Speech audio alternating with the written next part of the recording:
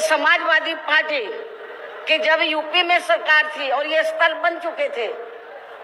तो उन्होंने इनके रख रखाव पर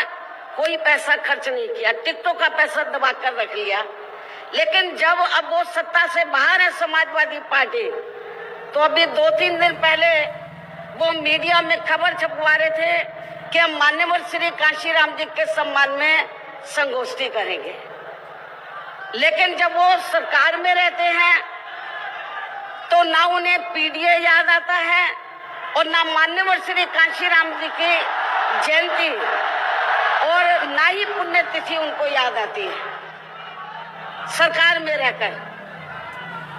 लेकिन जब वो सत्ता से बाहर हो जाते हैं तो समाजवादी पार्टी को फिर याद आता है कि हमें संगोष्ठी करनी चाहिए। मैं सपा मुखिया अखिलेश यादव से मैं ये पूछना चाहती हूँ, यदि मान्यवर श्री कांशीराम जी के प्रति आपका इतना ही आदर सम्मान था तो जब यूपी में मेरी सरकार थी तो मेरी सरकार ने अलीगढ़ मंडल में कासगंज के नाम से अलग से जिला बनाया। उस जिले का नाम मान्यवर श्री कांशीराम जी नगर के नाम से रखा था। लेकिन जैसे ही समाजवादी पार्टी पावर में आई उन्होंने नाम बदल दिया। मान्यवर श्री कांशीराम जी के नाम पर हमने कॉलेज, यूनिवर्सिटी, अनेकों संस्थानों के नाम रखे, अनेकों संस्थानों के नाम रखे, जनहित की योजनाएं शुरू की। सारी के सारी समाज अधिकांश जो बड़ी बड़ी योजनाएं थी वो सभी के सभी इन्होंने बंद कर दी समाजवादी पार्टी की सरकार ने। ये इनका दोगला या दोहरा चरित्र नहीं है तो क्या है? जब ये सत्ता में रहते हैं ना इनको पीडीए याद आता है और ना पीडीए के जो संत गुरु और महापुरुष है वो भी याद नहीं आते हैं। जब ये सत्ता से बाहर हो जाते हैं तब इनको हमारे संत गुरु और महापुरुष याद आते हैं। तो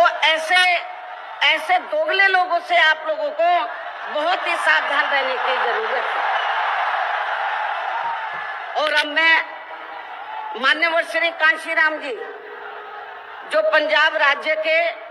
एक मध्यम दलित परिवार में पैदा हुए हैं तो इनके बारे में मैं ये कहना चाहूंगी कि इन्होंने भारतीय संविधान के मूल निर्माता एवं दलितों व अन्य उपेक्षित वर्गों के मसीहा परम पूज्य बाबा साहब डॉक्टर भीमराव अंबेडकर की मूवमेंट से व इनके कड़े संघर्ष एवं अथक प्रयासों से देश के खासकर करोड़ों दलितों, आदिवासियों, पिछड़े वर्गों, मुस्लिम व अन्य धार्मिक अल्पसंख्यक समाज के भी हित में भारतीय संविधान में दिए गए कानूनी अधिकारों से प्रेरित होकर तथा उनके बताए हुए रास्तों पर चलकर फिर अपनी पूरी जिंदगी इनके अधूरे रहे कारवां को मंजिल तक पहुंचाने के लिए समर्पित की है। और इसके लिए उन्होंने यानी कि मान्यवर श्री कांशीराम जी ने अपने माँ बाप, भाई बहन, रिश्ते नाते व सरकारी नौकरी आदि सभी त्याग कर बाबा साहब डॉक्टर भीमराव अंबेडकर जी के उस अधूरे रहे कारवां को पूरा करने के लिए लगा दिया है जो बाबा साहब ने यहाँ देश के करोड़ों दलितों एवं अन्य उपेक्षित वर्गों के लोगों को ये कही थी कि बाबा साहब ने क्या कहा था कि मैंने अपने कड़े संघर्ष एवं अथक प्रयासों से इन वर्गों के लोगों को भारतीय संविधान में इन्हें स्वाभिमान के साथ जिंदगी व्यतीत करने व खुद अपने पैरों पर खड़े होने के लिए कानूनी अधिकार तो जरूर दिला दिए हैं, लेकिन उनका सही से पूरा लाभ लेने के लिए इन सभी वर्गों के लोगों को अर्थात बहुजन समाज के लोगों को आपस में एकजुट होकर व इन्हें अपने विशाल वोटों के जरिए यहाँ केंद्र एवं राज्यों की भी राजनीतिक सत्ता की मास्टर चाबी खुद अपने हाथों में लेनी होगी। ये परम पूज्य बाबा साहब डॉक्टर अंबेडकर ने कहा था। तभी फिर इनका वास्तव में सही से विकास व उत्थान आदि हो सकता है और तभी फिर ये लोग स्वाभिमान के साथ अपनी पूरी जिंदगी व्यतीत कर सकते हैं, क्योंकि इस मामले में बाबा साहब डॉक्टर भीमराव अंबेडकर जी का ये कहना था कि देश में राजनीतिक सत्ता वह एक ऐसी मास्टर चाबी है जिसके जरिए इन वर्गों के लोग अपनी सभी समस्याओं का समाधान खुद कर सकते हैं। साथ ही ये लोग भी यहाँ अन्य वर्गों की तरह पूरे आत्मसम्मान व स्वाभिमान के साथ अपनी खुशहाल जिंदगी व्यतीत कर सकते हैं। और इसके लिए बाबा साहब डॉक्टर भीमराव अंबेडकर जी ने इन वर्गों के लोगों को जो भी रास्ते दिखाए तो वे उनके जीते जी तो पूरे नहीं हो सके थे, जिन्हें फिर उनके देहांत के बाद उन रास्तों पर चलने व उनके इस अधूरे रहे कारवां को मंजिल तक पहुंचाने के लिए मान्यवर श्री कांशीराम जी ने अनेकों कष्ट झेलकर अपनी पूरी जिंदगी लगा दी है और वे अपने जीते जी इस मकसद में काफी हद तक कामयाब भी हुए हैं। और खासकर इन्होंने यहाँ आबादी के हिसाब से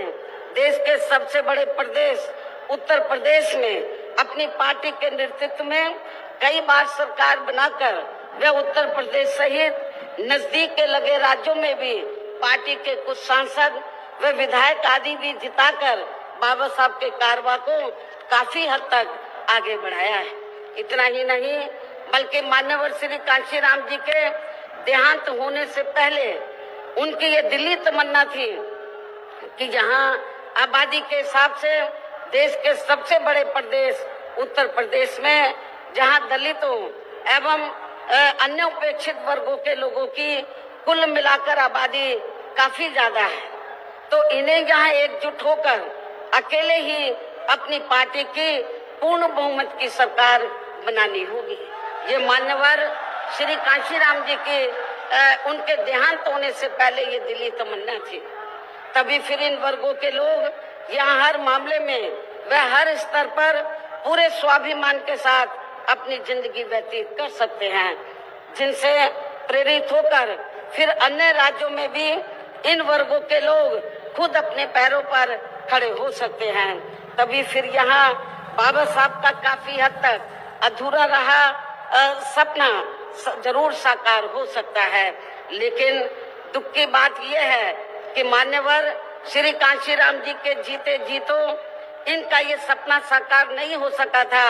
जिसे फिर इनके देहांत के बाद सन 2007 में इनके एकमात्र रही उत्तराधिकारी वे पार्टी की राष्ट्रीय अध्यक्ष ने, अर्थात हमने यहाँ उत्तर प्रदेश में बहुजन समाज के साथ साथ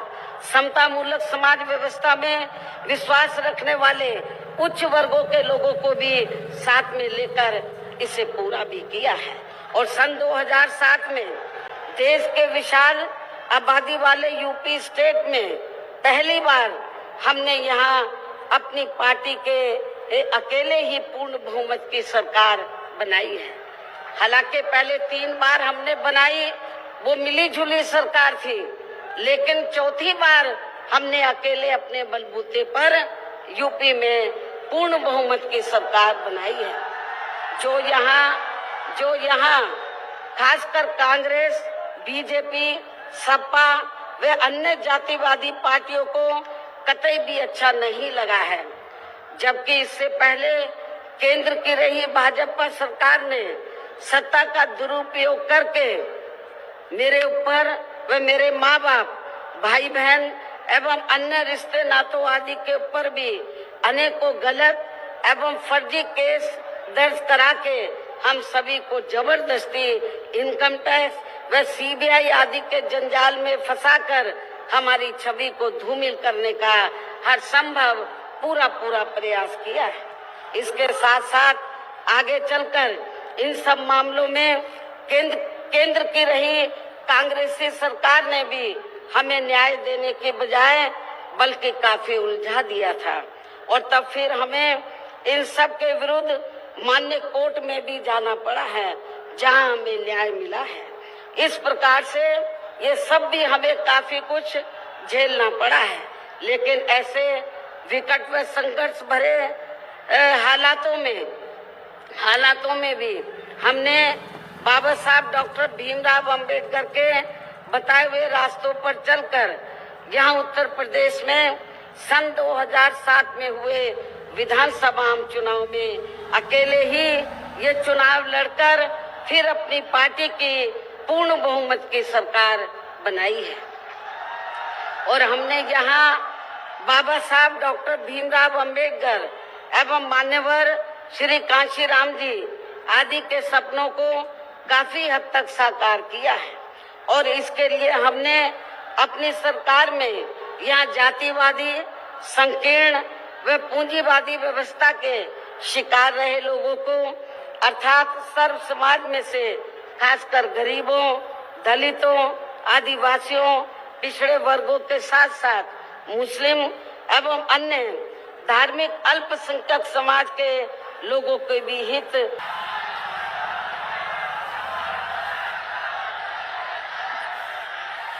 अब मैं बड़े अदब के साथ आज इस कार्यक्रम की मुख्य अतिथि व बहुजन समाज पार्टी की राष्ट्रीय अध्यक्ष एवं देश के सबसे बड़े प्रदेश उत्तर प्रदेश की 4 बार रही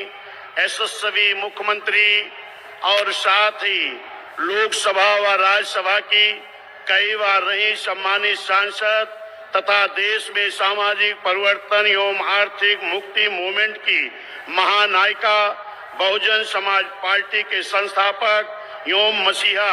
माननीय श्री कांशीराम जी की एकमात्र रही उत्तराधिकारी व आयरन लेडी परम आदरणीय बहन जी अब उनके सम्मान में अपने विचार व्यक्त करेंगी तथा पार्टी व मूवमेंट के हित में भी कुछ दिशा निर्देश देंगी। आदरणीय माननीय बहन जी। बाबा साहब अमर रहे, बाबा साहब अमर रहे, माननीय श्री कांशीराम साहब अमर रहे,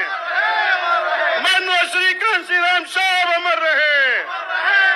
बहन कुमारी मायावती जी, बहन कुमारी मायावती जी, बहुजन समाज पार्टी, बहुजन समाज पार्टी जिंदाबाद। श्री आकाश आनंद जी जिंदाबाद, श्री आकाश आनंद जी जिंदाबाद। सर्व समाज के सम्मान में, सर्व समाज के सम्मान में, अपने महापुरुषों के सम्मान में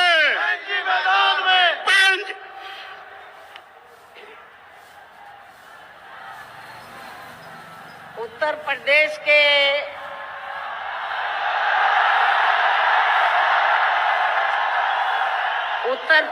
के कोने कोने से आए हुए पार्टी के सभी छोटे बड़े पदाधिकारी, जनप्रतिनिधि, नेता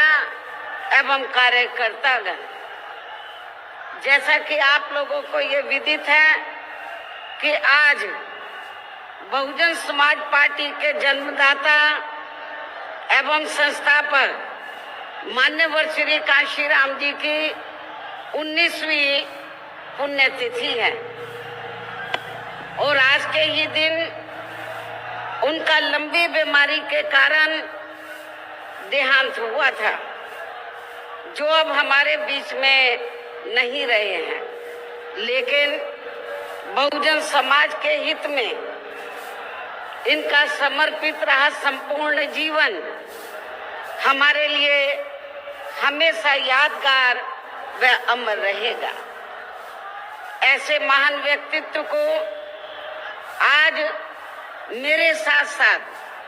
आप लोग भी अपार संख्या में अर्थात लाखों लाखों की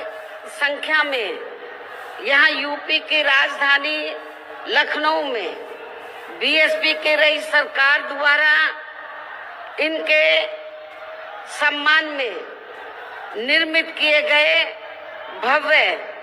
व अति विशाल मान्यवर श्री कांशीराम जी स्मारक स्थल पर इनको अपने श्रद्धा सुमन अर्पित करने के लिए पहुंचे हैं। हालांकि आप लोगों को ये भी मालूम है कि इनके सम्मान में बनाए गए इस स्थल के कुछ हिस्सों की समय से मरम्मत नहीं होने की वजह से आप लोग भी पिछले कुछ समय से यहाँ इनकी प्रतिमा पर अपने पुष्प अर्पित नहीं कर पा रहे थे, लेकिन अब यहाँ मरम्मत का अधिकांश कार्य पूरा हो जाने के बाद इस बार मेरे साथ साथ आप लोग भी भीड़ के मामले में अपना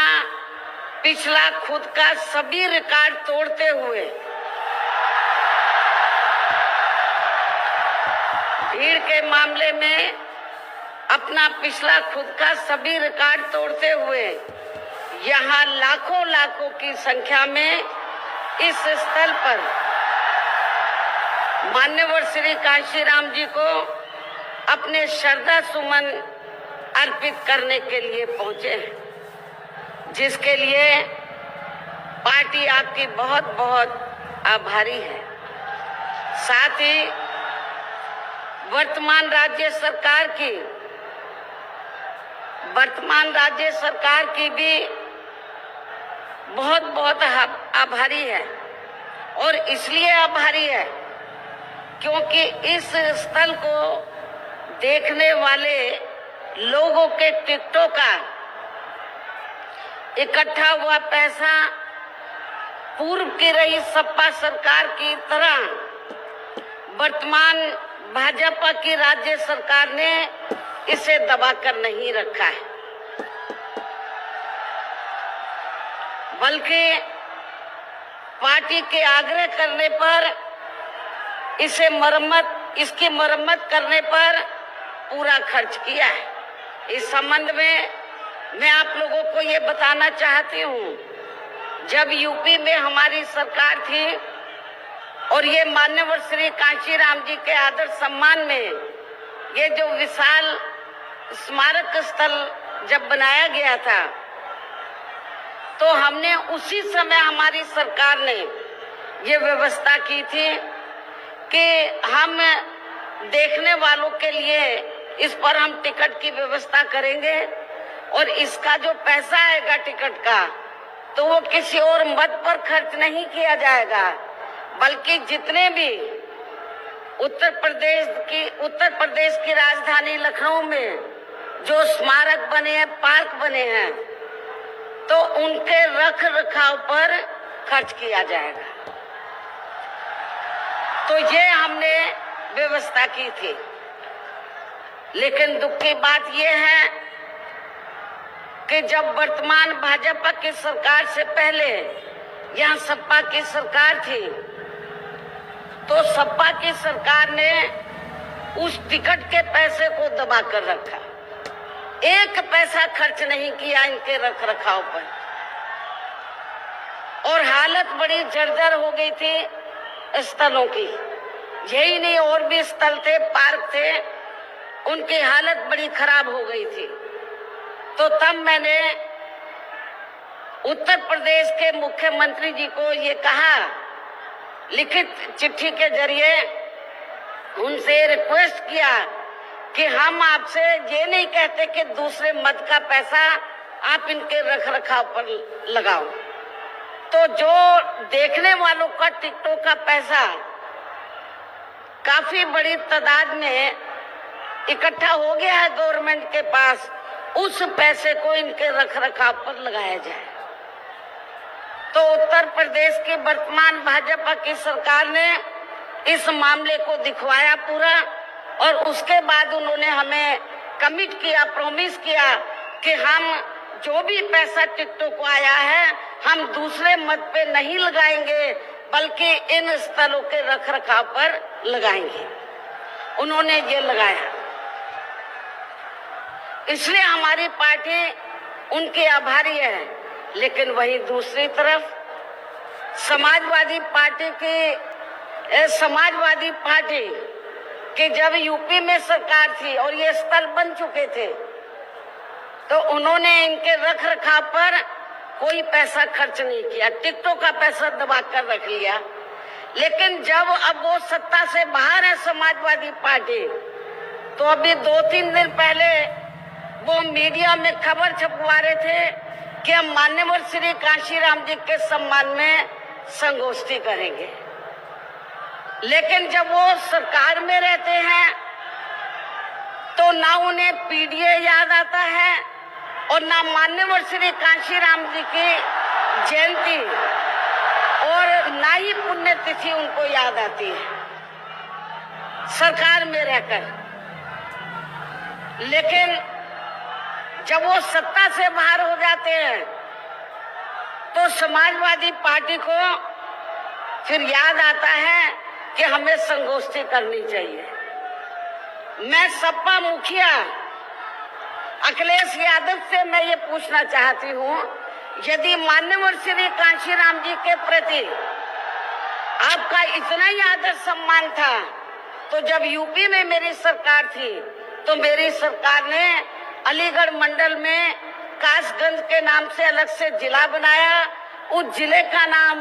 मान्यवर श्री कांशीराम जी नगर के नाम से रखा था। लेकिन जैसे ही समाजवादी पार्टी पावर में आई उन्होंने नाम बदल दिया। मान्यवर श्री कांशीराम जी के नाम पर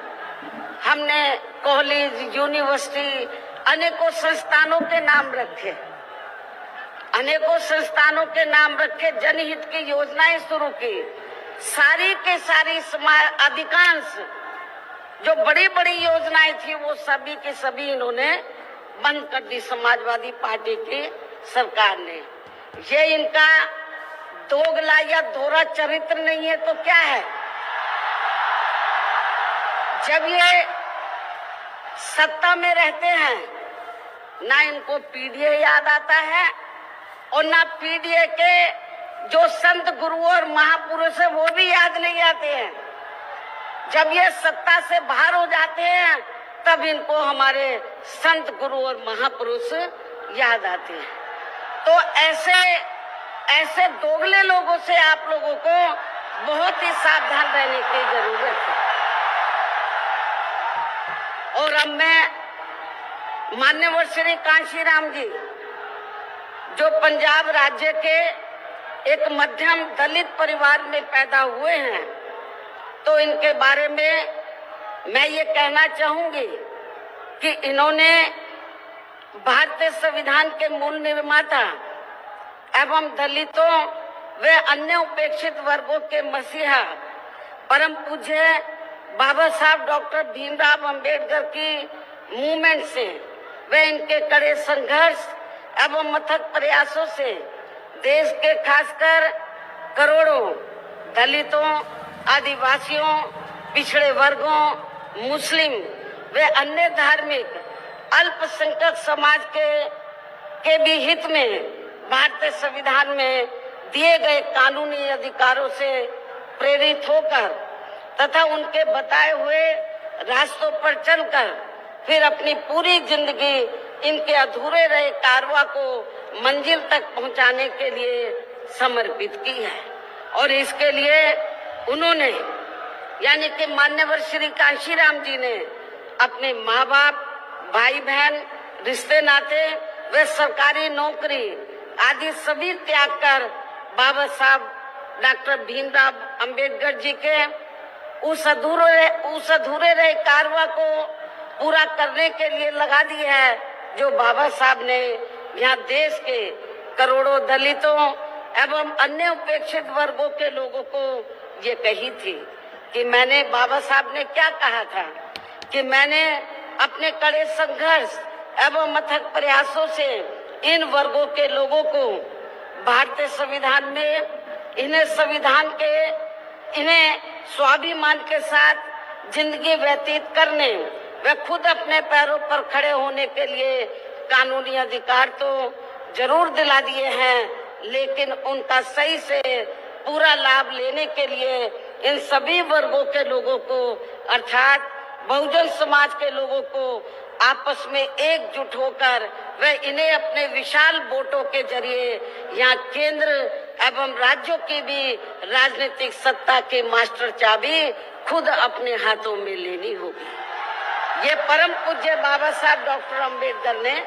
कहा था। तभी फिर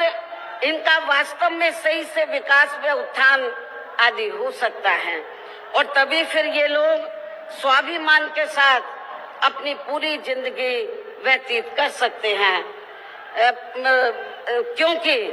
इस मामले में बाबा साहब डॉक्टर भीमराव अंबेडकर जी का ये कहना था कि देश में राजनीतिक सत्ता वह एक ऐसी मास्टर चाबी है जिसके जरिए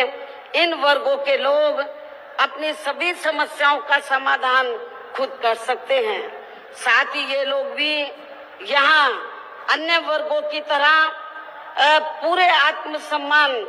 व स्वाभिमान के साथ अपनी खुशहाल जिंदगी व्यतीत कर सकते हैं और इसके लिए बाबा साहब डॉक्टर भीमराव अंबेडकर जी ने इन वर्गों के लोगों को जो भी रास्ते दिखाए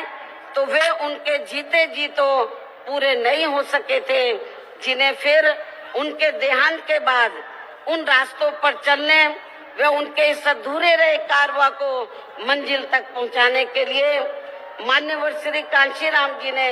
अनेकों कष्ट झेलकर अपनी पूरी जिंदगी लगा दी है और वे अपने जीते जी इस मकसद में काफी हद तक कामयाब भी हुए हैं और खासकर इन्होंने यहाँ आबादी के हिसाब से देश के सबसे बड़े प्रदेश उत्तर प्रदेश में अपनी पार्टी के नेतृत्व में कई बार सरकार बनाकर वे उत्तर प्रदेश सहित नजदीक के लगे राज्यों में भी पार्टी के कुछ सांसद व विधायक आदि भी जिताकर बाबा साहब के कारवां को काफी हद तक आगे बढ़ाया है। इतना ही नहीं बल्कि मान्यवर श्री कांशीराम जी के देहांत होने से पहले उनकी ये दिली तमन्ना थी कि जहां आबादी के हिसाब से देश के सबसे बड़े प्रदेश उत्तर प्रदेश में जहां दलितों एवं अन्य उपेक्षित वर्गों के लोगों की कुल मिलाकर आबादी काफी ज्यादा है, तो इन्हें यहाँ एकजुट होकर अकेले ही अपनी पार्टी की पूर्ण बहुमत की सरकार बनानी होगी। ये मान्यवर श्री कांशीराम जी की उनके देहांत होने से पहले ये दिली तमन्ना थी। तभी फिर इन वर्गों के लोग यहाँ हर मामले में व हर स्तर पर पूरे स्वाभिमान के साथ अपनी जिंदगी व्यतीत कर सकते हैं, जिनसे प्रेरित होकर फिर अन्य राज्यों में भी इन वर्गों के लोग खुद अपने पैरों पर खड़े हो सकते हैं। तभी फिर यहाँ बाबा साहब का काफी हद तक अधूरा रहा सपना जरूर साकार हो सकता है। लेकिन दुख की बात यह है कि मान्यवर श्री कांशीराम जी के जीते जी तो इनका ये सपना साकार नहीं हो सका था, जिसे फिर इनके देहांत के बाद सन 2007 में इनके एकमात्र रही उत्तराधिकारी व पार्टी की राष्ट्रीय अध्यक्ष ने अर्थात हमने यहाँ उत्तर प्रदेश में बहुजन समाज के साथ साथ समता मूलक समाज व्यवस्था में विश्वास रखने वाले उच्च वर्गों के लोगों को भी साथ में लेकर इसे पूरा भी किया है और सन 2007 में वह कल्याण में अनेकों ऐतिहासिक कार्य किए हैं, जिनके नाम बदलकर उन्हें अब अन्य राज्यों में विभिन्न पार्टियों की सरकारें भुना रही है, जबकि इसका वास्तव में असली श्रेय बीएसपी को ही जाता है। साथ ही हमारी पार्टी की रही सरकार ने दलितों एवं अन्य उपेक्षित वर्गों के लोगों के हितों का सभी मामलों में पूरा ध्यान रखा है। खासकर आरक्षण का तो इन्हें पूरा लाभ दिया है। इतना ही नहीं बल्कि हमने यह अपनी सरकार में सर्व समाज में से गरीबों, मजदूरों, बेरोजगारों, किसानों, वकीलों, कर्मचारियों, व्यापारियों एवं अन्य मेहनत कश लोगों के साथ साथ यहाँ छात्रों, युवाओं, महिलाओं वे बुजुर्गों आदि के भी हितों में काफी महत्वपूर्ण कार्य किए हैं, जिनसे इन्हें काफी ज्यादा लाभ पहुंचा है। इनके साथ साथ हमारी पार्टी की रही सरकार ने प्रदेश में अपराध नियंत्रण एवं कानून व्यवस्था को भी चुस्त व दुरुस्त करने के लिए यहाँ जाति धर्म व दलगत राजनीति से ऊपर उठकर कार्य किए हैं ताकि प्रदेश में अमन चैन व शांति व्यवस्था आदि कायम रहे, जिसकी प्रदेश में उस समय काफी जरूरत भी थी। साथ ही कानून व्यवस्था के मामले में हमने यहाँ हर स्तर पर अन्याय, अपराध व भय मुक्त वातावरण भी पैदा किया है। इस प्रकार से हमारी पार्टी की पूर्ण बहुमत की रही सरकार ने यहाँ सर्व समाज के लोगों को हर मामले में व हर स्तर पर सर्वजन हिताय व सर्वजन सुखाय की नीतियों पर आधारित ही यहाँ काफी बेहतरीन सरकार दी है, जिसे प्रदेश की जनता अभी तक भी भुला नहीं पा रही है। और खासकर हमने रोटी रोजी देने के मामले में सर्व समाज में से यहाँ गरीबों, दलितों एवं अन्य उपेक्षित वर्गों के लोगों को काफी हद तक उन्हें आत्मनिर्भर भी बनाया है, जिनके यहाँ वर्षों से सभी विरोधी पार्टियों की रही सरकारों की जातिवादी, संकीर्ण व पूंजीवादी सोच होने के कारण काफी ज्यादा उपेक्षा की गई है। इतना ही नहीं बल्कि हमने वर्तमान केंद्र की सरकार की तरह अपने राजनीतिक स्वार्थ में इनके टैक्स के पैसों से ही थोड़ा सा मुफ्त में राशन देकर इनको अपना गुलाम व लाचार नहीं बनाया है, अर्थात इनको दूसरों के ऊपर निर्भर नहीं रखा है। इसके साथ साथ हमारी पार्टी की रही सरकार ने देश में यहाँ बहुजन समाज में समय समय पर जन्मे अपने महान संतों, गुरुओं व महापुरुषों में भी खासकर महात्मा ज्योतिराव फूले, छत्रपति शाहू जी महाराज, नारायण गुरु, बाबा साहब डॉक्टर भीमराव अंबेडकर, मान्यवर श्री कांशीराम जी, संत गुरु रविदास जी व गौतम बुद्ध आदि को भी विभिन्न रूपों में पूरा आदर सम्मान दिया है। जो ये सब यहाँ जातिवादी पार्टियों को कतई भी रास नहीं आ रहे हैं और इस मामले में समाजवादी पार्टी तो सबसे आगे रही है। और अब ये समाजवादी पार्टी यहाँ अपने राजनीतिक स्वार्थ में जबरन पीडीए आदि की हवाई बातें करके इन वर्गों को गुमराह करने में लगी है, जबकि हमारी पार्टी की रही सरकार ने अपने संतों, गुरुओं व महापुरुषों आदि के नाम पर यहाँ प्रदेश में जिन जिलों, संस्थानों एवं योजनाओं आदि के नाम रखे थे, तो उनमें से काफी को तो सपा की रही सरकार ने बदल दिया है, जैसा कि शुरू में मैंने आप लोगों को बताया है। साथ ही हमने इन वर्गों के विकास व उत्थान में जो अनेकों महत्वपूर्ण योजनाएं शुरू की थी, तो उन्हें भी अधिकांश बंद कर दिया गया है। आरक्षण दिए जाने के मामले में भी सपा की रही सरकार ने यहाँ दलितों, आदिवासियों एवं अन्य पिछड़े वर्गों के लोगों के साथ हमेशा पक्षपात वाला रवैया ही अपनाया है। इनके पदोन्नति में आरक्षण को तो इस पार्टी की रही सरकार ने एक प्रकार से यहाँ खत्म ही कर दिया था। इसके अलावा इनकी रही सरकार में यहाँ गुंडों, बदमाशों, माफियाओं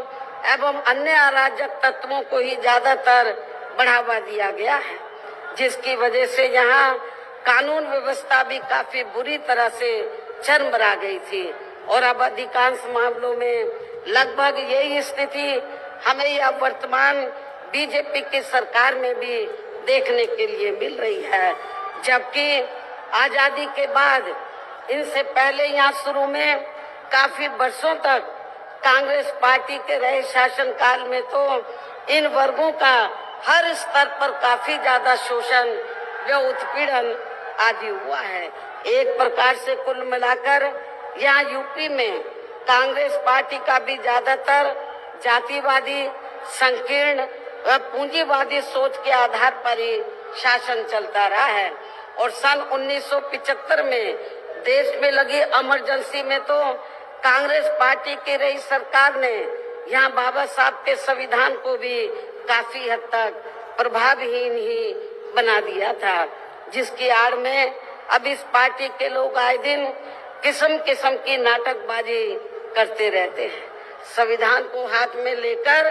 किस्म किस्म की नाटकबाजी करते रहते हैं। इसके साथ साथ कांग्रेस पार्टी ने हर प्रकार के हथकंडे इस्तेमाल करके बाबा साहब डॉक्टर भीमराव अंबेडकर को संसद में भी चुनकर नहीं जाने दिया था। इसके अलावा केंद्र में इसी कांग्रेस पार्टी की रही सरकार ने भारतीय संविधान के मूल निर्माता एवं उपेक्षित वर्गों के मसीहा परम पूज्य बाबा साहब डॉक्टर भीमराव अंबेडकर को भारत रत्न की उपाधि से भी सम्मानित नहीं किया था। इसके बाद फिर इनकी मूवमेंट को आगे गति देने वाले मान्यवर श्री कांशीराम जी को भी उनके देहांत के बाद केंद्र में रही इसी कांग्रेस पार्टी की सरकार ने इनके सम्मान में एक दिन के लिए भी राष्ट्रीय शोक घोषित नहीं किया था। इसी प्रकार समाजवादी पार्टी की भी सरकार ने एक दिन के लिए भी राष्ट्रीय शोक घोषित नहीं किया था। साथ ही इन्होंने देश में पिछड़े वर्गों की आरक्षण संबंधी मंडल कमीशन की रिपोर्ट को भी लागू नहीं किया था, जिसे फिर बीएसपी के अथक प्रयासों से श्री बीपी सिंह जी की रही सरकार में ही लागू किया गया था। इसके साथ साथ उसी समय ही बाबा साहब डॉक्टर भीमराव अंबेडकर जी को भी भारत रत्न की उपाधि से सम्मानित किया गया था। इसी प्रकार अब बीजेपी व अन्य जातिवादी पार्टियों के भी शासनकाल में इन वर्गों का शोषण व उत्पीड़न आदि होना अभी तक भी बंद नहीं हुआ है। इसके अलावा इनकी सरकारों में भी जनता को लुभाने के लिए आए दिन घोषणाएं, शिलान्यास व उद्घाटन आदि तो काफी किए जाते हैं, लेकिन इनसे भी जनता को कोई खास लाभ मिलने वाला नहीं है, क्योंकि ये कागजी व हवाई ज्यादा और जमीनी हकीकत में बहुत कम होते हैं। ऐसी स्थिति में आप लोगों को पूरे देश में सर्वजन हिताय व सर्वजन सुखाय की नीतियों पर आधारित ही अपनी पार्टी को ही हर मामले में मजबूत बनाकर इसे केंद्र एवं राज्यों की भी सत्ता में लाना बहुत जरूरी है। और अब पार्टी के लोगों को यहाँ उत्तर प्रदेश सहित देश के अन्य जिन भी राज्यों में कुछ समय के बाद जो एक साथ विधानसभा के आम चुनाव होने वाले हैं, तो उनको वहां भी ऐसी सभी विरोधी पार्टियों को सत्ता में आने से जरूर रोकना है। और खासकर यहाँ यूपी में तो इनको अपनी पार्टी बीएसपी की ही फिर से अकेले पूर्ण बहुमत की सरकार बनाना बहुत जरूरी है, जिसे यहाँ कांग्रेस, बीजेपी, सपा व अन्य सभी विरोधी पार्टियां किस्म किस्म के षड्यंत्र व हथकंडे आदि इस्तेमाल करके इसे रोकने का हर संभव पूरा प्रयास करेगी। और इस संदर्भ में वैसे आप लोगों को ये मालूम है कि सन 2007 में यूपी में बीएसपी की ही अकेले ही पूर्ण बहुमत की सरकार बनने के बाद फिर बीएसपी की सर्वजन हिताय व सर्वजन सुखाय की रही कार्यशैली से पूरे देश में बीएसपी के बढ़ते हुए प्रभाव को देखकर फिर यहाँ सभी जातिवादी संकीर्ण व पूंजीवादी पार्टियों ने अंदर अंदर आपस में एकजुट होकर अपनी पार्टी को यहाँ सत्ता में वापस नहीं आने दिया है। साथ ही देश के अन्य राज्यों में भी अपनी पार्टी को आगे नहीं बढ़ने दिया है, क्योंकि बीएसपी के यहाँ अकेले ही सत्ता में आने पर यहाँ यूपी में सन 2007 में बीएसपी के यहाँ अकेले ही सत्ता में आने पर इनको ये डर था, सभी जो जातिवादी पार्टियां हैं इनको ये डर था कि यदि बीएसपी को आगे बढ़ने से नहीं रोका गया तो फिर ये पार्टी केंद्र की सत्ता तक भी जरूर पहुंच सकती है, जिससे घबराकर फिर बीएसपी को पुनः या सत्ता में आने से व पूरे देश में भी आगे बढ़ने से रोकने के लिए फिर हुआ ये कि इसके बाद फिर खासकर यूपी में जो भी विधानसभा व अन्य राज्यों में भी विधानसभा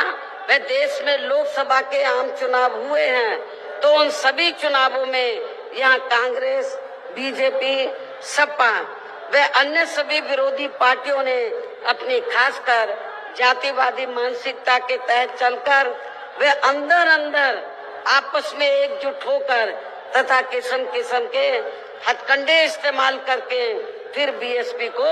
इन्होंने कामयाब नहीं होने दिया। सारी जातिवादी पार्टियां अंदर अंदर एक हो गई थी। एक होकर इन्होंने जहां जहां बीएसपी जीत रही थी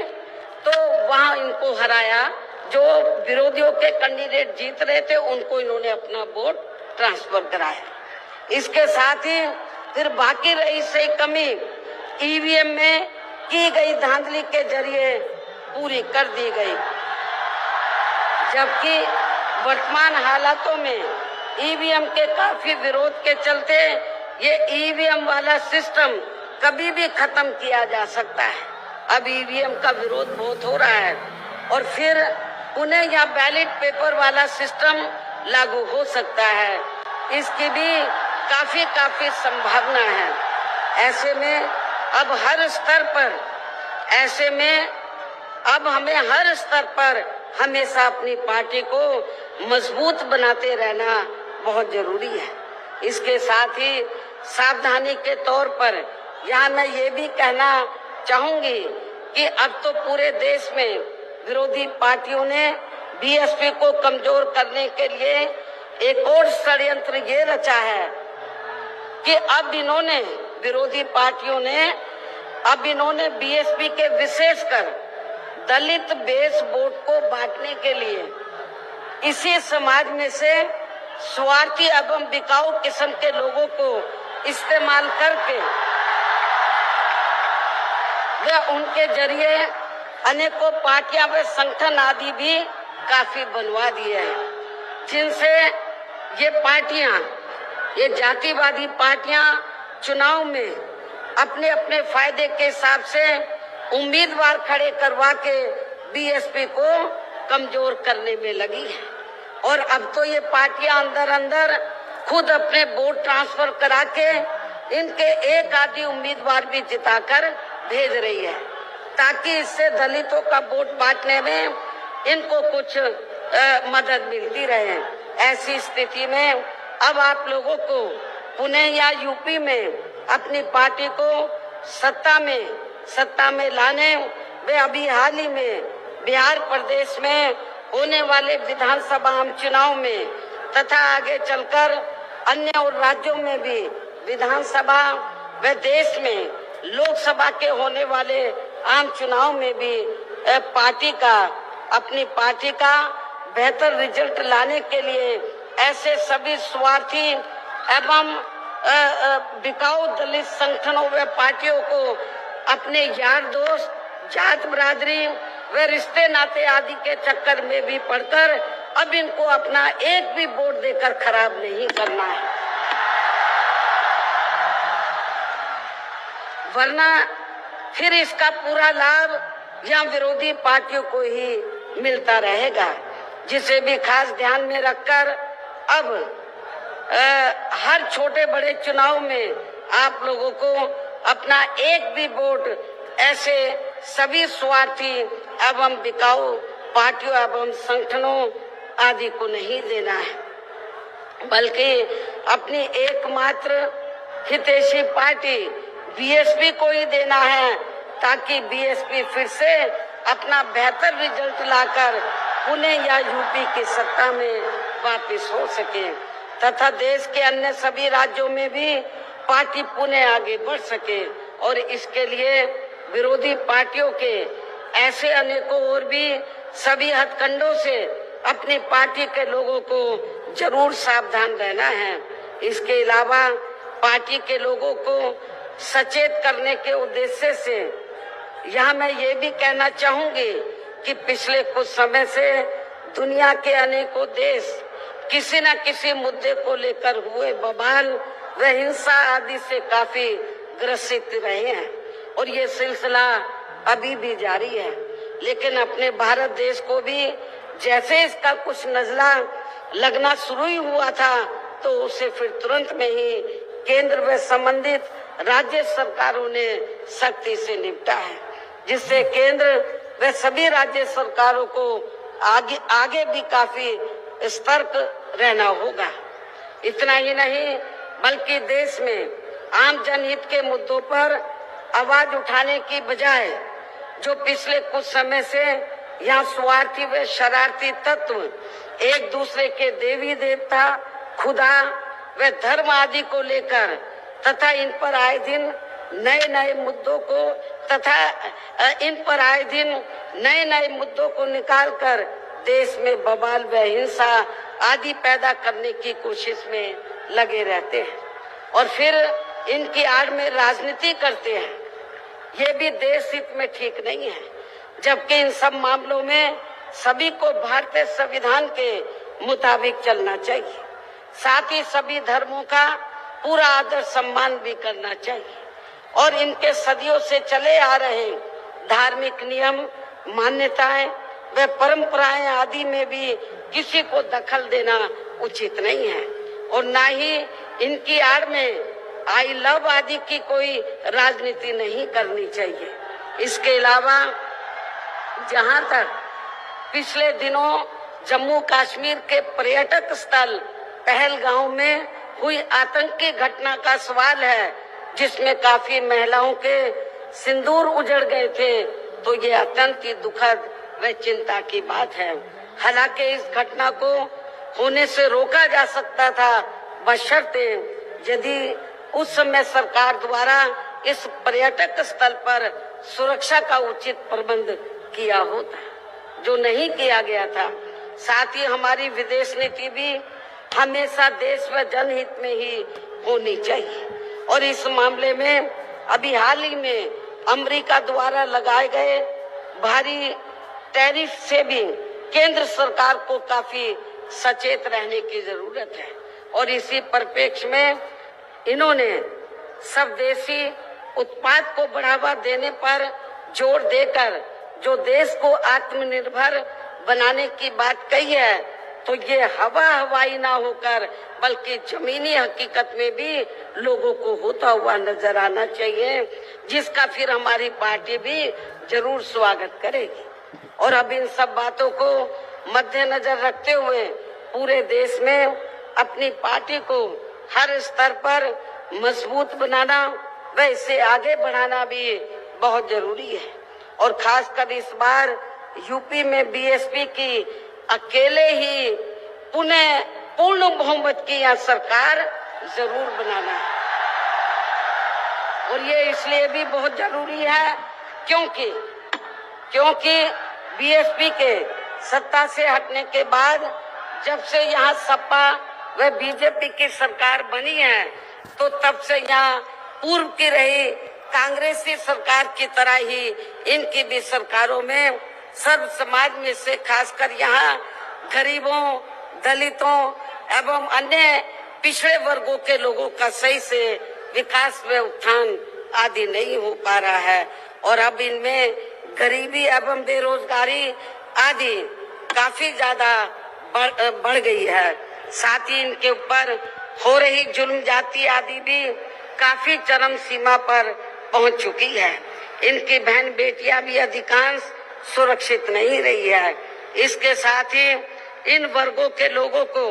यहाँ आरक्षण का भी सही से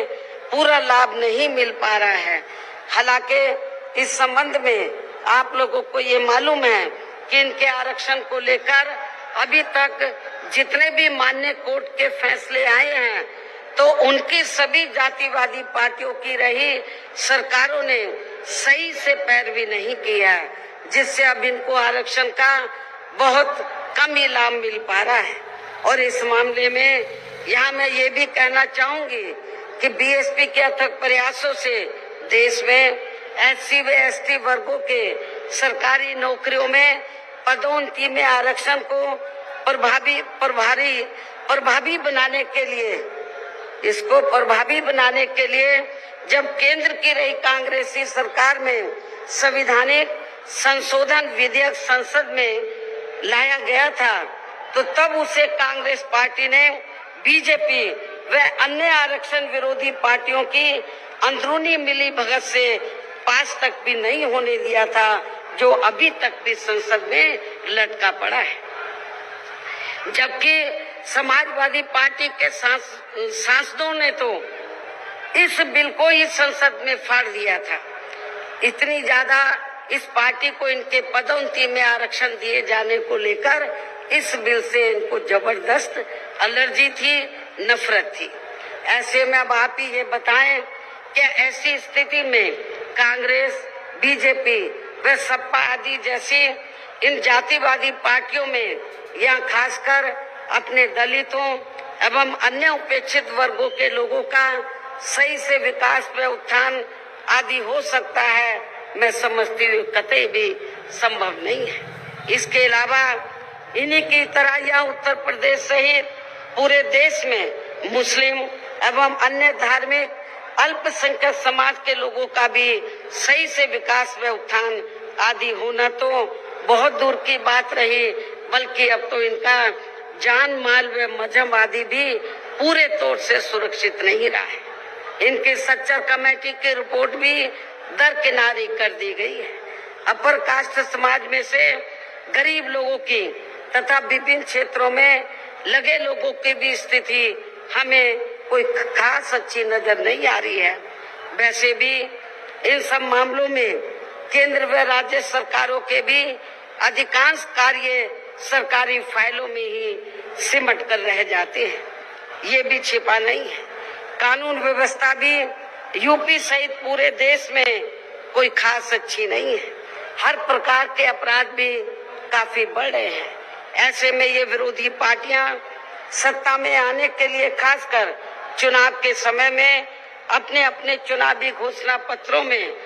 जो किस्म किस्म के लुभावने वायदे करती हैं, तो उनको फिर ये पार्टियां सत्ता में आने के बाद 50% भी लागू नहीं करती हैं। साथ ही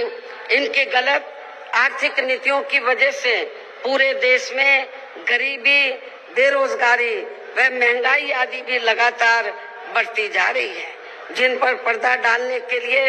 अब ये पार्टियां आए दिन किस्म किस्म के हथकंडे इस्तेमाल करती रहती हैं। इतना ही नहीं, बल्कि अब तो सत्ता एवं विपक्ष अंदर अंदर मिलकर वे अपनी जातिवादी मानसिकता के तहत चलकर यहाँ बाबा साहब डॉक्टर भीमराव अंबेडकर द्वारा निर्मित किए गए इनके मानवतावादी व समता मूलक भारतीय संविधान को भी बदलकर इसे ये पुराने वाले जातिवादी ढांचे में ही परिवर्तित करना चाहते हैं, जिसके लिए इनके साधु संत भी आए दिन पैरवी करते रहते हैं, जिसे हमारी पार्टी बीएसपी कतई भी बदलने नहीं देगी, चाहे इसके लिए हमें कितना भी संघर्ष क्यों ना करना पड़े। तभी फिर यहाँ दलितों, आदिवासियों, पिछड़े वर्गों एवं अन्य उपेक्षित वर्गों के लोगों के कानूनी अधिकार सुरक्षित व बचे रह सकते हैं। वरना इन वर्गों के लोगों को अभी तक थोड़ा बहुत जो भी लाभ मिल रहा है, तो फिर यहाँ संविधान बदलने पर ये काफी कुछ खत्म ही हो जाएगा, जिन्हें बचाने व बरकरार रखने के लिए इन सभी वर्गों के लोगों को बीएसपी के झंडे तले आपस में एकजुट होना बहुत जरूरी है। साथ ही अपनी बीएसपी पार्टी को हर स्तर पर मजबूत बनाकर इसे सत्ता में भी लाना बहुत जरूरी है, क्योंकि बीएसपी ही एक ऐसी पार्टी है जो यहाँ बाबा साहब के बनाए गए संविधान को सुरक्षित रख सकती है और संविधान के मुताबिक चलकर यहाँ सदियों से उपेक्षित रहे दलित एवं अन्य उपेक्षित वर्गों के लोगों को अपने पैरों पर खड़ा कर सकती है। और ये सब आप लोगों ने यूपी में अपनी पार्टी की 4 बार रही सरकार के दौरान होते हुए देखा है। ऐसे में अब यूपी में बीएसपी को ही फिर से सत्ता में लाकर यहाँ की जनता को हर मामले में खुशहाल बनाना होगा, जिसके लिए पार्टी के लोगों को सन 2007 में हुए विधानसभा चुनाव की तरह ही इस बार भी यहाँ पूरे प्रदेश में प्रत्येक पोलिंग बूथ स्तर पर, अब इसके लिए करना क्या आप लोगों को, जिसके लिए पार्टी के लोगों को सन 2007 में हुए विधानसभा चुनाव की तरह ही इस बार भी यहाँ पूरे प्रदेश में प्रत्येक पोलिंग बूथ स्तर पर सर्व समाज को व विशेषकर बहुजन समाज के लोगों को उनकी छोटी छोटी बैठकों के जरिए उन्हें बीएसपी की सर्वजन हिताय व सर्वजन सुखाय की नीतियों एवं सिद्धांतों आदि से जोड़ना है और इस दौरान इन्हें बीएसपी के बेहतरीन रहे शासन काल की उपलब्धियों के बारे में बताना है। साथ ही उन्हें विरोधी पार्टियों के किस्म किस्म के हथकंडों से सावधान रहने के बारे में भी जरूर बताना है। और आज जो भी बातें मैं आप लोगों के सामने रख रही हूं तो उन्हें भी इन छोटी छोटी बैठकों में जरूर बताना है। और यदि पार्टी के लोग मेरी इन सब बातों पर सही से अमल कर लेते हैं तो फिर इस बार अपनी पार्टी के हाथों में यहाँ सत्ता जरूर आ जाएगी। इसके अलावा जहाँ तक अपनी पार्टी के लिए अकेले चुनाव लड़ने का सवाल है, आप लोग ध्यान से सुने मेरी बात। इसके अलावा जहाँ तक अपनी पार्टी के लिए अकेले चुनाव लड़ने का सवाल है तो इसके बारे में भी यहाँ मैं अपनी पार्टी के अब तक के रहे अनुभवों को ध्यान में रखकर ये बताना जरूरी समझती हूँ कि देश के अन्य प्रदेशों की तरह खासकर यहाँ यूपी में जब भी हमारी पार्टी ने विधानसभा का आम चुनाव गठबंधन करके लड़ा है तो तब फिर हमारी पार्टी को कोई विशेष लाभ नहीं हुआ है, क्योंकि हमारी पार्टी का जो वोट है, हमारी पार्टी का वोट तो गठबंधन वाली पार्टी को एक तरफा ट्रांसफर हो जाता है, लेकिन उनका जातिवादी मानसिकता की वजह से विशेषकर अपर कास्ट समाज का वोट बीएसपी के उम्मीदवारों को ट्रांसफर नहीं हो पाता है। और वास्तव में यही सही और हकीकत भी है, जिससे फिर हमारी पार्टी के उम्मीदवार भी बहुत कम जीत पाते हैं तथा पार्टी का वोट प्रतिशत भी काफी कम हो जाता है। इसके साथ ही गठबंधन की सरकार बनने पर अपनी पार्टी के नेतृत्व में बनी ये सरकार समय से पहले ही गिर जाती है। जब हम गठबंधन करके चाहे चुनाव लड़ें,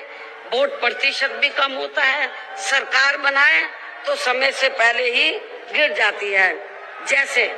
सन 1993 में बीएसपी ने सपा से गठबंधन करके यहाँ यूपी में विधानसभा का आम चुनाव लड़ा था तो पार्टी केवल 67 सीटें ही जीत पाई थी। उसके बाद फिर 1996 में पार्टी ने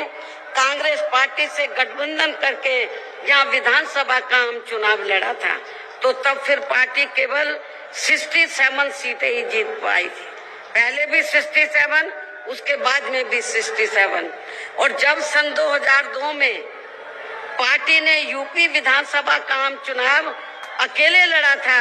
तो तब पार्टी लगभग 100 सीटें जीत गई थी सन 2002 में,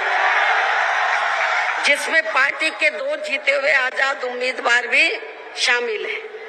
जिनको किन्हीं कारणवश सिंबल समय से नहीं मिल पाया था। और फिर इससे पार्टी के लोगों का काफी मनोबल भी बढ़ा था। लेकिन यहाँ खास ध्यान देने की बात यह है कि पार्टी इन तीनों बार गठबंधन की बनी सरकार में अपना कभी भी समय पूरा नहीं कर पाई। हमने तीनों बार जब गठबंधन करके सरकार बनाई तो कभी भी अपना समय पूरा नहीं कर पाई है, अर्थात समय से पहले ही गिर गई। आप रिकॉर्ड उठाकर देख लो। इसके बाद सन 2007 में पार्टी ने फिर से अकेले यहाँ यूपी में विधानसभा का आम चुनाव लड़ा था तो तब फिर अपनी पार्टी 200 से ऊपर सीटें जीत गई थी। और फिर हमने यहाँ यूपी में पहली बार पूरे 5 साल के लिए अकेले ही अपनी पार्टी की पूर्ण बहुमत की सरकार बनाई थी और इस दौरान हमने सर्व समाज के हित में काफी ऐतिहासिक कार्य किए थे। ऐसे में पार्टी द्वारा गठबंधन करके चुनाव लड़ने से या फिर गठबंधन की सरकार बनाने से भी यहाँ सर्व समाज में से खासकर गरीबों एवं बहुजन समाज के लोगों का सही से विकास व उत्थान आदि नहीं हो सकता है। इसलिए इस बार यहाँ यूपी विधानसभा के होने वाले आम चुनाव में अब तक के रहे अनुभवों के मुताबिक हमारी पार्टी ने सन 2007 की तरह ही अकेले चुनाव लड़ने का फैसला लिया है। वैसे मुझे ये पूरा भरोसा है कि आज के कार्यक्रम में अपने खुद के पिछले सभी रिकॉर्ड तोड़ते हुए उम्मीद से कई गुना ज्यादा लाखों की संख्या में आई ये अपार भीड़ इस बार यहाँ यूपी में होने वाले विधानसभा आम चुनाव में अपनी पार्टी को सत्ता में जरूर लाएगी और इसके लिए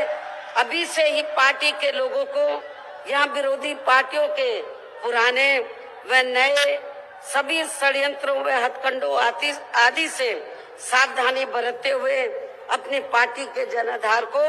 बड़े पैमाने पर बढ़ाना है। साथ ही हर स्तर पर पार्टी को मजबूत भी बनाना है। विरोधियों की अफवाहों से भी पार्टी के लोगों को जरूर सचेत रखना है और इस संबंध में इसका ताजा हथकंडा ये है कि इन्होंने आज के 9 अक्टूबर के कार्यक्रम के घोषित होते ही पिछले महीने से ये अफवाह फैलाना शुरू कर दिया था। मैं क्यों बोल रही हूँ अफवाहों से सावधान रहना है, क्योंकि इस संबंध में ताजा उदाहरण ये है कि इन्होंने आज के 9 अक्टूबर के कार्यक्रम के घोषित होते ही पिछले महीने से ये अफवाह फैलाना शुरू कर दिया था कि दूसरी पार्टियों के फलाना वरिष्ठ नेता बीएसपी में आ रहे हैं और वे बीएसपी प्रमुख से दिल्ली व लखनऊ में भी मिले हैं, लेकिन मुझे तो इसके बारे में अभी तक भी कोई जानकारी नहीं है। मिलना तो बहुत दूर की बात है और मैं कभी छिप के नहीं मिलती हूँ, जब मिलती हूँ तो खुले में मिलती हूँ। मन इतना ही नहीं बल्कि अन्य और भी मामलों में किस्म किस्म की गलत, झूठी व तथ्यहीन खबरें एवं अफवाहें आदि फैलाने के लिए भी यहाँ विरोधी लोग सोशल मीडिया, जातिवादी मानसिकता वाले टीवी चैनल एवं प्रिंट मीडिया आदि का भी काफी दुरुपयोग व गलत इस्तेमाल कर सकते हैं। जबकि विरोधी लोग सन 2007 में भी ऐसी अफवाहें फैलाते रहे हैं, लेकिन उस समय हमारे लोगों के गुमराह ना होने की वजह से फिर अपनी पार्टी की यहाँ अकेले ही पूर्ण बहुमत की सरकार बन गई थी। और यदि पार्टी के लोग इस बार भी चुनाव में वोट पड़ने तक या किसी भी मामले में गुमराह नहीं होते हैं तो फिर इस बार हमारी पार्टी की पुनः या पूर्ण बहुमत की सरकार जरूर बन जाएगी। वैसे मुझे पूरी उम्मीद है कि पार्टी के लोग मेरी इन सब बातों पर सही से अमल करके इस बार अपनी पार्टी बीएसपी को ही अकेले यहाँ सत्ता में जरूर लाएंगे और अपनी बहन जी को 5वीं बार यूपी का मुख्यमंत्री भी जरूर बनाएंगे। और आज ये लाखों की तादाद में आई अपार भीड़ व उनका जोश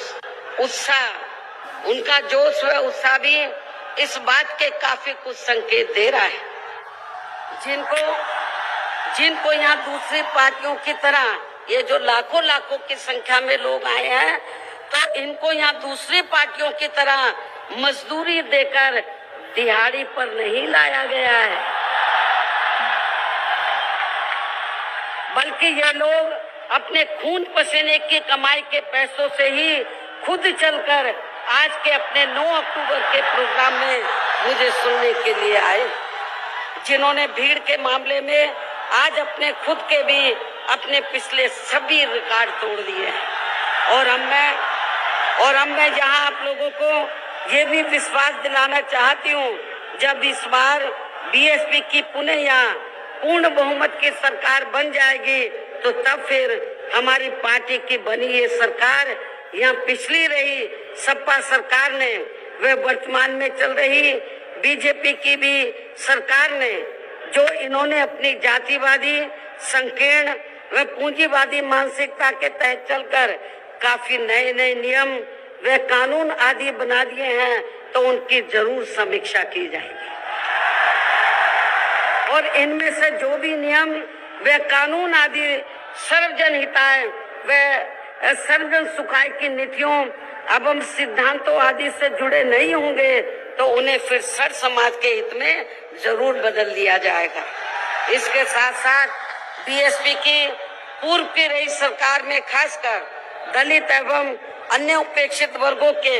हितों के लिए लिए गए फैसलों को जो इनकी सरकारों ने काफी बदल दिए हैं तो उन्हें भी यहाँ फिर से पुरानी वाली स्थिति में ही लाया जाएगा, अर्थात उन्हें बहाल कर दिया जाएगा।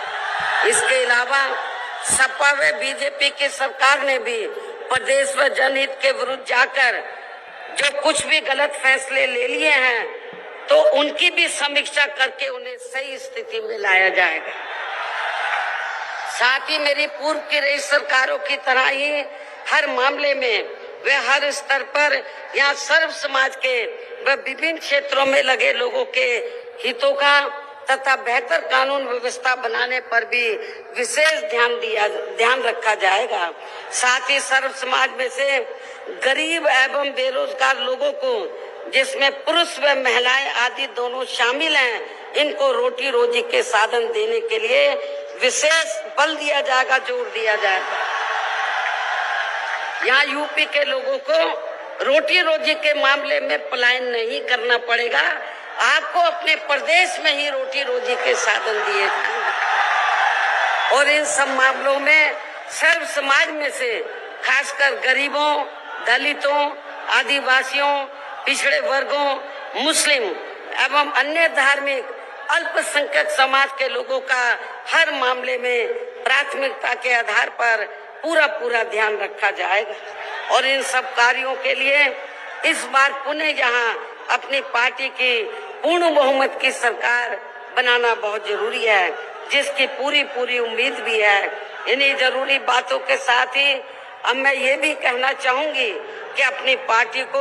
हर स्तर पर मजबूती देकर उसे बरकरार बनाए रखने के लिए जिस प्रकार से पार्टी के लोगों ने माननीय श्री कांशीराम जी के देहांत होने के बाद भी पार्टी की हर परिस्थिति में हमेशा मेरा साथ दिया है और अभी भी दे रहे हैं, तो ये मेरे व पार्टी के लिए बहुत ही गर्व की बात है। और अब तो पार्टी के राष्ट्रीय संयोजक श्री आकाश आनंद भी बीएसपी की मूवमेंट से काफी हद तक जुड़ चुके हैं, जो ये भी पार्टी के लिए अच्छे शुभ संकेत हैं। और अब ये यानी कि आकाश आनंद मेरे मार्गदर्शन व दिशा निर्देशन में अपनी पूरी लगन एवं मेहनत के साथ पार्टी को मजबूती देने में व पार्टी के जनाधार को भी बढ़ाने में पूरे जी जान से लगे,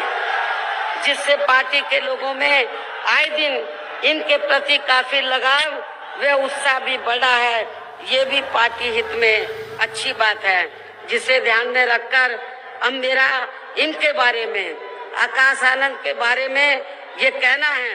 कि जिस प्रकार से पूरे देश में पार्टी के लोग माननीय श्री कांशीराम जी के जीते जी और उनके देहांत के बाद भी हर परिस्थिति में मेरे साथ खड़े रहे हैं, तो मैं भी ये चाहूंगी उसी प्रकार से पार्टी के लोग श्री आकाश आनंद के साथ भी हमेशा खड़े रहेंगे और इनका हर परिस्थिति में पूरा साथ भी जरूर देंगे। वैसे इस मामले में इनके पिता श्री आनंद कुमार भी इनकी शुरू से ही पूरी मदद करते रहे हैं। इसके साथ साथ श्री आनंद कुमार दिल्ली में रहकर माननीय श्री कांशीराम जी के देहांत होने के बाद से ही ये मेरी गैर हाजिरी में वे मेरे दिशा निर्देशन में पार्टी का पूरा लेखा जोखा आदि का कार्य भी काफी अच्छे से संभाल रहे हैं, जो ये पार्टी का खास कार्य है। इसलिए इनको पार्टी का राष्ट्रीय उपाध्यक्ष बनाकर इन्हें पार्टी की ये अति महत्वपूर्ण जिम्मेवारी सौंपी गई। इसी प्रकार से पार्टी के राष्ट्रीय महासचिव श्री एस.सी. मिश्रा जी को भी हमने पार्टी का लीगल व मीडिया का तथा अपने खुद के समाज को भी, अपने खुद के ब्राह्मण समाज को भी पार्टी में जोड़ने का ये विशेष कार्य सौंपा हुआ है, जिसे ये मेरे दिशा निर्देशन में अपनी जिम्मेवारी को सही से निभा रहे हैं। हालांकि इनके बेटे श्री कपिल मिश्रा ने भी आज के कार्यक्रम में यह फ्री मेडिकल मदद देने की भी व्यवस्था की है, जो इनका ये कार्य पार्टी के प्रति इनके सेवा भाव को भी काफी कुछ दर्शाता है। पार्टी के हमारे विधायक श्री उमा शंकर सिंह जी भी पार्टी व मूवमेंट के हित में हमेशा मददगार व सक्रिय रहते हैं तथा इनको भी अपने खुद के समाज को पार्टी में जोड़ने की एक खास जिम्मेवारी सौंपी हुई है, जिससे ये पूरी ईमानदारी व निष्ठा से निभा रहे हैं। यूपी बीएसपी प्रदेश अध्यक्ष श्री विश्वनाथ पाल भी पार्टी संगठन का कार्य देखने व पिछड़े वर्गों को जोड़ने के साथ साथ ये पूरे प्रदेश में जहाँ जहाँ भी बहुजन समाज के लोगों पर जुर्म जाति आदि होती है, तो वहाँ ये मेरे दिशा निर्देशन में जाकर उन्हें न्याय दिलवाने का भी पूरा प्रयास करते हैं। ये इनका पार्टी हित में अभी तक काफी सराहनीय कार्य चल रहा है। इसके अलावा आज के कार्यक्रम की सही व्यवस्था करने में लखनऊ जिला व मंडल यूनिट ने भी अपनी अहम भूमिका निभाई है। श्री जमील अख्तर प्रदेश कार्यालय से जुड़े लोगों ने भी आज के इस कार्यक्रम को सफल बनवाने में कोई कमी नहीं छोड़ी है और ये सभी लोग भी बधाई के पात्र हैं। साथ ही प्रदेश के सभी छोटे बड़े पदाधिकारियों एवं कार्यकर्ताओं आदि की भी कड़ी मेहनत, मेन कमाल आप लोगों का है, जिनको मेन कमाल आप लोगों का है। साथ ही प्रदेश के सभी छोटे बड़े पदाधिकारियों एवं कार्यकर्ताओं आदि की भी कड़ी मेहनत व उनके अथक प्रयासों से आज मान्यवर श्री कांशीराम जी की पुण्यतिथि के कार्यक्रम में पूरे उत्तर प्रदेश के कोने कोने से लाखों की संख्या में पार्टी के जो लोग इनको अपने श्रद्धा सुमन अर्पित करने तथा मुझे भी सुनने के लिए यहाँ आए हैं। साथ ही आपके पड़ोसी राज्य उत्तराखंड स्टेट से भी पार्टी के कुछ लोग आपके यहाँ इस कार्यक्रम से काफी कुछ सीखने के लिए आए हुए हैं, तो उन सभी का भी मैं दिल से धन्यवाद अदा करती हूँ। हालांकि हमने कोई बाहर के लोगों को इधर नहीं बुलाया है, वो चोरी से अपने आप ही आ गए पूरे देश से और छिपकर कहीं बैठे हुए हैं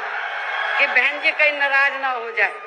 लेकिन मैं नाराज नहीं हो रही, आप लोगों ने आप आ भी गए हैं, आपका भी मैं थैंक्स अदा करती हूँ। लेकिन अब आप लोगों को अपने राज्यों में जाकर यहाँ जो कुछ मैंने बोला है उन सब बातों पर अमल करते हुए तो आप लोगों को पार्टी के जनाधार को आगे बढ़ाना है। तो जिन्होंने क्योंकि जो भी लोग हैं तो बहुत कुछ यहाँ सीखने के लिए आए हैं। वो किस लिए आए हैं? वर्कर है थोड़े से बेचारे थोड़े कि जब बहन जी हमारे स्टेट में आएगी तो हम लोग भी यूपी से पीछे नहीं रहेंगे, हम लोग भी बड़ा प्रोग्राम करके दिखाएंगे। तो जिन्होंने पूर्व की तरह ही यानी कि पूरे यूपी से जो बड़ी तादाद में लोग आए हैं,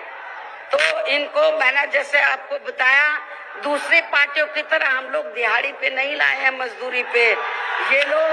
अपने खुद के पैसों से चलकर या लाखों की संख्या में पहुंचकर वे भीड़ लाने के मामले में भी अपने खुद के ही पिछले सभी रिकॉर्ड तोड़ते हुए इस बार मान्यवर श्री कांशीराम जी के पुण्यतिथि के कार्यक्रम को ऐतिहासिक व जबरदस्त कामयाब बनाया है। साथ ही देश के अन्य सभी राज्यों में भी आज मान्यवर श्री कांशीराम जी की पुण्यतिथि के विभिन्न स्तर पर किए गए कार्यक्रम भी काफी कामयाब रहे हैं। उनकी भी पार्टी बहुत बहुत आभारी है। अंत में अब मैं पार्टी के लोगों को ये भी भरोसा दिलाना चाहती हूँ, इस बार यूपी में बीएसपी की 5वीं बार सरकार बनाने के लिए आप सभी लोगों के साथ साथ मैं भी हर स्तर पर अपनी पूरी ताकत लगा दूंगी, कोई कभी छोड़ूंगी नहीं। और इसके लिए इस बार मैं कोई कमी छोड़ूंगी नहीं, ये मेरा आज पार्टी के लोगों को वायदा भी है। और अब मैं उन्हें अपनी तरफ से व उत्तर प्रदेश सहित पूरे देश में पार्टी के सभी लोगों की तरफ से भी मान्यवर श्री कांशीराम जी को आज उनकी